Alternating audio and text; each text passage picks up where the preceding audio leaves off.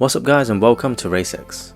A few weeks ago we talked about the Volkswagen Tiguan, and while it was a great car, we are going to talk about a lot more premium SUV, the latest Audi Q5 Sportback, which is a more appealing medium-sized looking car. To put into perspective, it mainly rivals the BMW X3 and Mercedes GLC Coupe.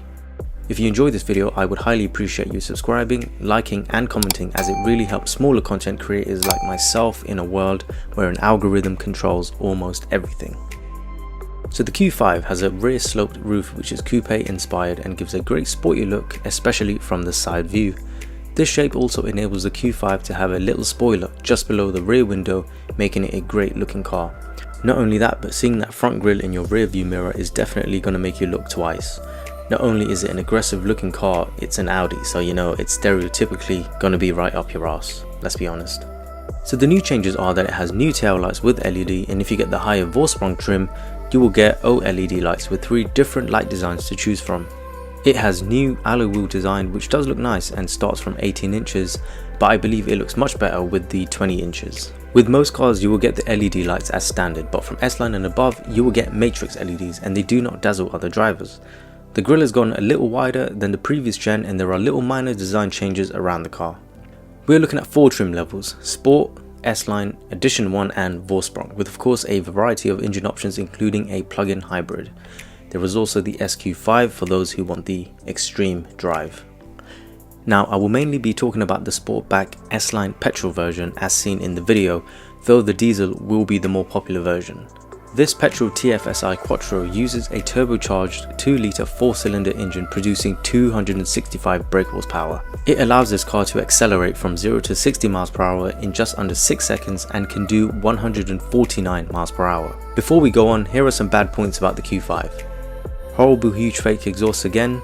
The S-Line comes with lowered stiff sport suspension which can make the ride bumpy, and to change that to the air suspension you have to pay £1,700. All Q5s come in automatic, which is fine, but obviously not for those who religiously want to drive a manual.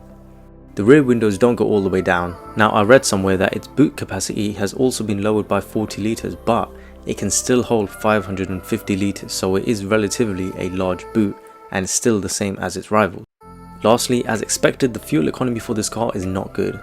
Only 32.5 miles per gallon claimed, which isn't the worst, but for a family SUV it's no surprise why buyers opt for the diesel plus the cheaper road tax that comes with it.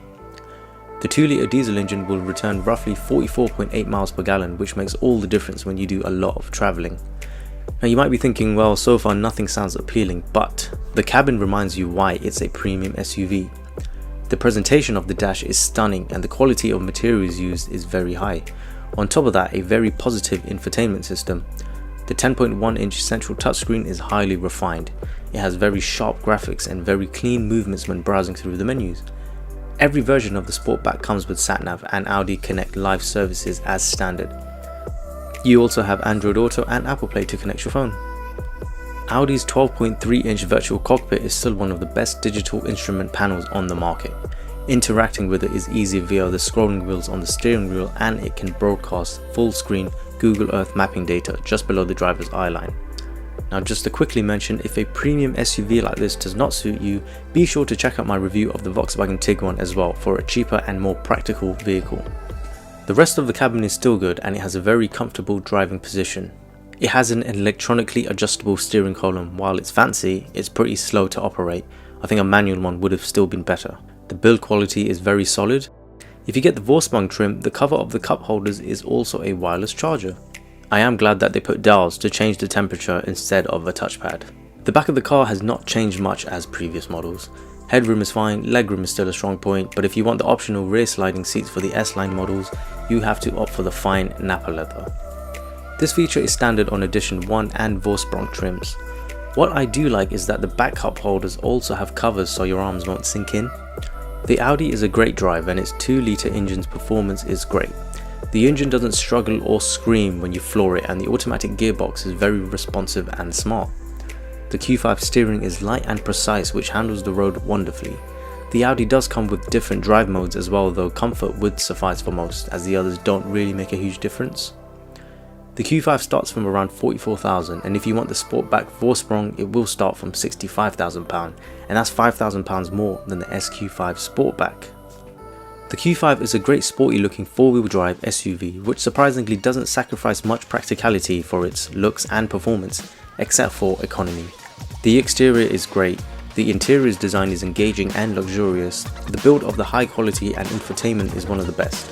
All in all, Audi have designed a great mid-sized SUV with far more positive points, offering a luxurious experience. I hope you've all enjoyed this video, and if you did, please give me a thumbs up and subscribe for more, and I appreciate it all. Thank you very much, and take care and peace out for now.